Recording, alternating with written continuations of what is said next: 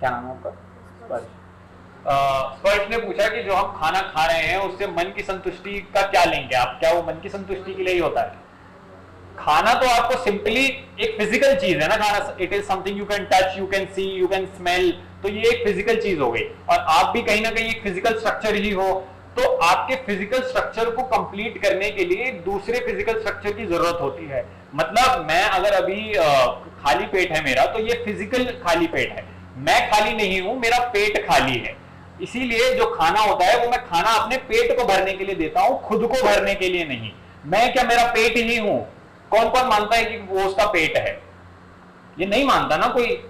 तो जो भी अगर इंसान, ये शायद मानते हैं, हाथ खड़ा कर रहे हैं, अगर सपोज करो हम ये बोलते भी हैं कि हम पेट हैं, अगर बहुत ज्यादा ही हमें इतनी ज्यादा खाने को लेके एक बहुत ज्यादा बहुत ज्यादा एक क्लोजनेस है और हम इमोशनली अटैच हैं, तो हम यहाँ पे कह क्या रहे हैं?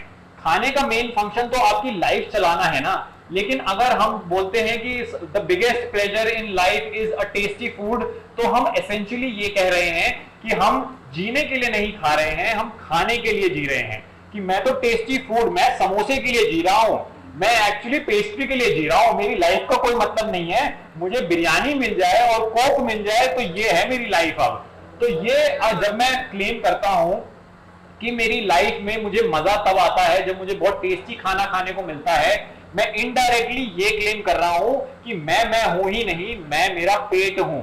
तो जो भी ये बोलता है कि food, tasty food is the most important part of life और it is the greatest pleasure of life, what they are indirectly claiming is that they are their own stomach and beyond their stomach there is no them, they are not beyond their stomach. But क्या ये reality है? यही तो एक misconception है कि हमें लगता है कि पेट खाली है इसीलिए हम भी खाली हैं और पेट को भर के हम अपने आप को भी भर लेते हैं। ऐसा होता नहीं है।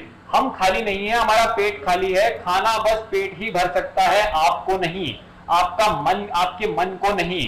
बट क्योंकि हम इग्नोरेंट होते हैं अपने बारे में, हमारे पास अपनी आप को लेके कोई नॉलेज नहीं होती, इसीलिए हम कोशिश करते हैं यही कि खाने से हम अपने आप को भर लें, खाने से हम अपना मन भर लें।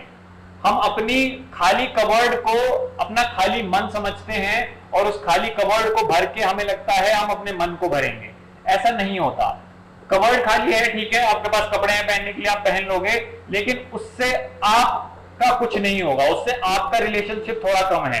तो हमारा हमारा जो रिलेशनशिप है वो हमारी बॉडी तक एक सीमा तक ही है, एक लिमिट तक ही है।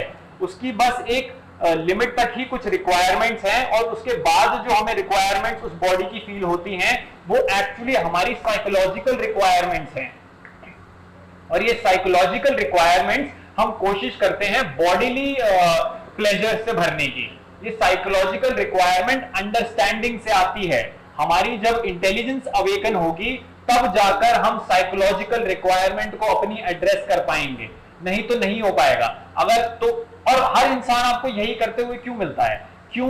जो बहुत ज्यादा ओवर ईटिंग की पूरी साइंस ही क्या है? वो ओवर ईटिंग जब भी कोई करता है तो उसकी पूरी साइंस ही यही है कि वो चाह रहा है कि वो बहुत ज्यादा अपने आप को प्लेजर दे दे के, खाने का प्लेजर ऑफ टेस्ट दे दे के अपने आप को थोड़ा सुखी कर ले, अपने आप को थोड़ा संतुष्ट कर ले। यही तो पूरी साइंस है ऑफ ओवर ईटिंग।